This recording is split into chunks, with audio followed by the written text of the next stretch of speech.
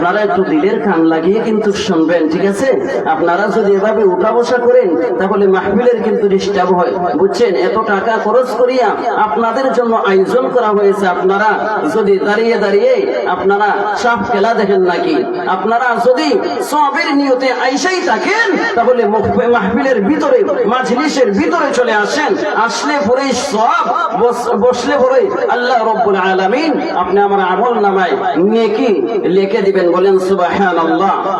এজন্য বলতেছিলাম যে আমার সন্তান লন্ডন চলে গেছে, ফ্রান্স চলে গেছে, আর এই আনন্দর বড় আনন্দর কোনো অভাব নেই। ঘরের মধ্যে আনন্দের একটা রুল সৃষ্টি হয়ে গেছে। যখন সন্তান গিয়ে বলে, মুসলমান ভাইরা রে আমার, আপনি আমার সন্তান যখন গিয়ে বলে, আব্বু জি শুনি নাও,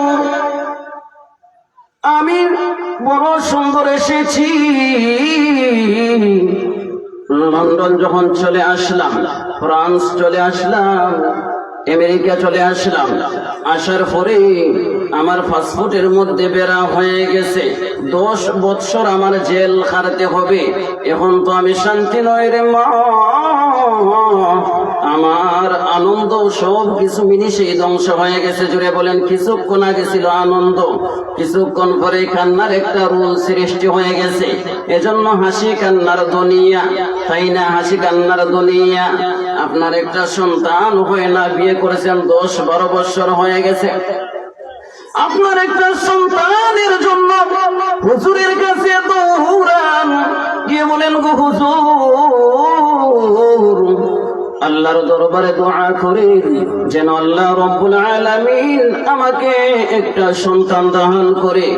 এবার হুজুর দোয়া করলেন, আল্লাহর হুকুম হয়ে গেল।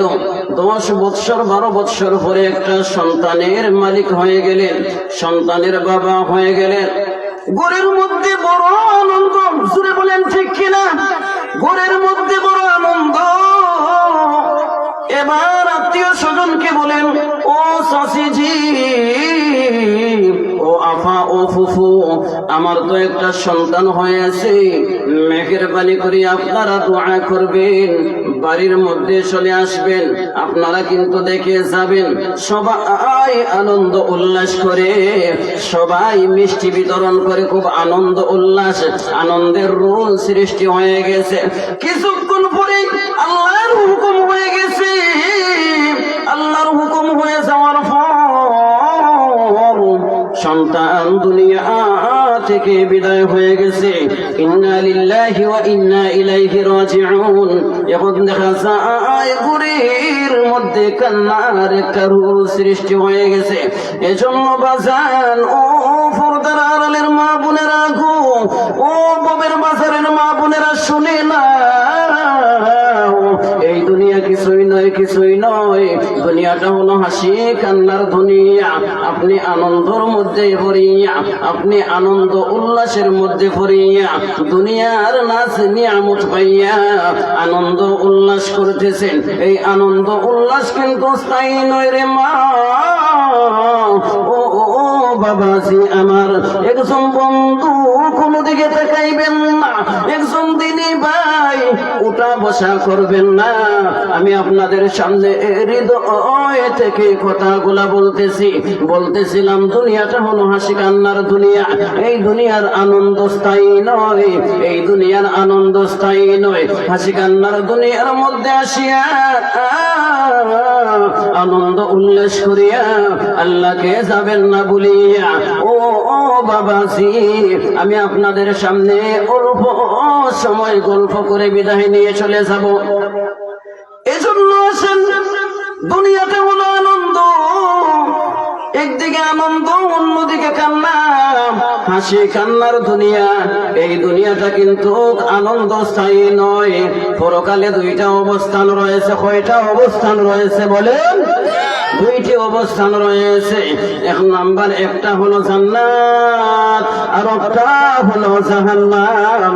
জান্নাতের মধ্যে শুধু আনন্দ আর আনন্দ। বলেন সুবহানাল্লাহ। লা ইয়াসমাউনা ফিহা লাগওয়ান ওয়ালা তাসীমা ইল্লা কিলান সালামান সালামান সালামা।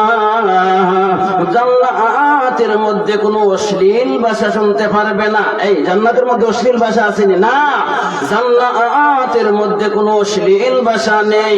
সেখানে আপনি শুধু লা ইয়াসমাউনা ফিহা লাগওয়ান ওয়ালা তা'সীমা ইল্লা কিলান সালামান সালামা। সেখানে শুধু সালাম আর সালাম, শান্তি আর শান্তি। কিন্তু আরেকটা অবস্থান রয়েছে যেখানে শুধু কান্না আর কান্না, সেটা হলো জাহান্নাম। তাহলে বলেন তো আমরা জাহান্নামে যেতে চাই না জান্নাতে যেতে চাই? জান্নাতে যেতে চাই।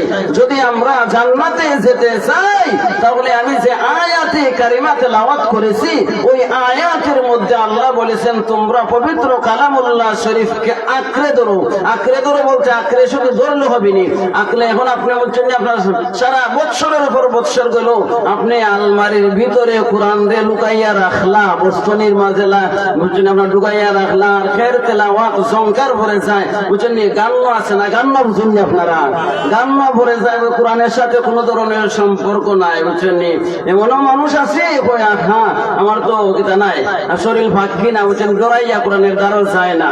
অথচ বলছে আপনি ওযু সহকারে পবিত্র কালামুল্লাহ শরীফের, যখন আপনি পবিত্র কালামুল্লাহ শরীফকে মহব্বত করবেন, পবিত্র কালামুল্লাহ শরীফকে আপনি সোয়াইলেও সওয়াব আপনার এই পবিত্র কালামুল্লাহ শরীফের সোয়া লাগলে আপনার ইজ্জত আল্লাহ বাড়িয়ে দিবেন। জুড়ে বলেন ঠিক কিনা? তাহলে আপনি আমার ইজ্জত সম্মান বাড়তে হলে পবিত্র কালামুল্লাহ শরীফে আঁকড়ে ধরার দরকার আছে না নাই? আছে না নাই? পবিত্র কালামুল্লাহ শরীফকে আঁকড়ে ধরতে হবে।